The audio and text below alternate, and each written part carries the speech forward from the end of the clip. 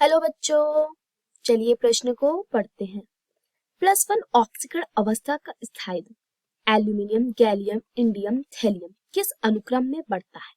यहाँ विकल्प पहला फाउंड नहीं है, विकल्प दूसरा एल्यूमिनियम, गैलियम, इंडियम, थैलियम, विकल्प तीसरा भी नहीं है यहाँ, विकल्प चौथा इंडियम, थैलियम, गैलियम और एल्यूमिनियम।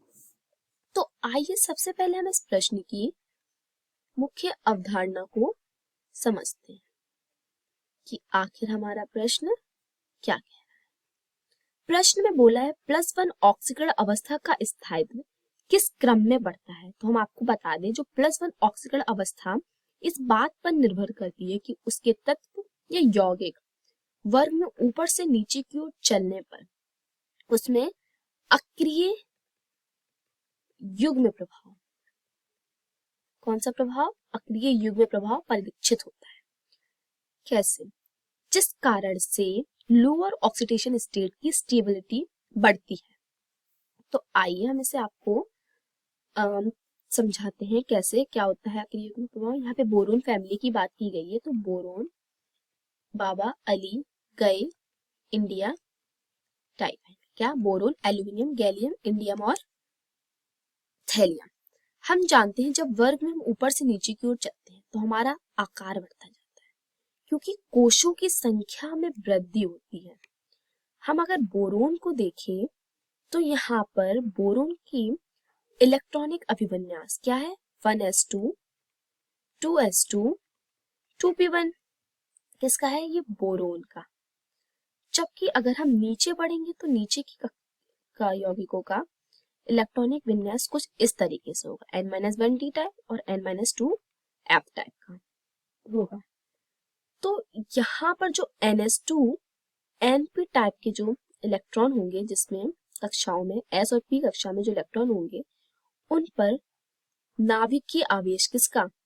नाभिकीय आवेश x कक्षा के इलेक्ट्रॉनों पर ज्यादा होगा, ज्यादा आकर्षित होंगे, जिसके कारण से x कक्षा के इलेक्ट्रॉन बंध बनाने में भाग कम लेते हैं। क्या लेते हैं? कम भाग लेते हैं, क्योंकि इसका नाभिक के प्रति आकर्षण बढ़ जाता है, जिसकी वजह से बंध बनाने में कम भाग लेंगे। तो हमारा p का एक इलेक्ट्रॉन ही केवल बंध बनाने में यहाँ भाग लेता है।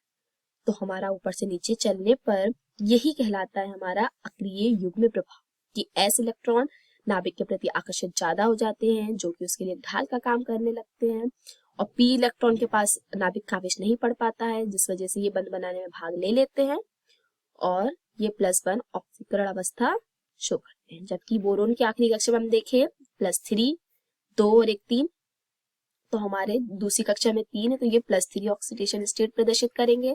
तो हमसे पूछा है +1 ऑक्सीकरण अवस्था का स्थायित्व किस क्रम में बढ़ता है।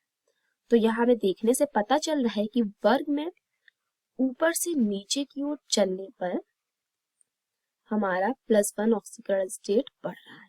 तो यहाँ एल्यूमिनियम, गैलियम, इंडियम, थैलियम चार ही लिए गए, एल्यूमिनियम, गैलियम, इंडियम और थैलियम।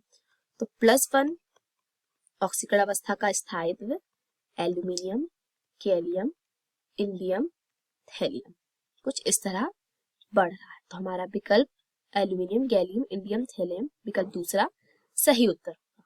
आशा करती हूँ आप सभी को मेरा समझाया हुआ प्रश्न समझ आया होगा। धन्यवाद।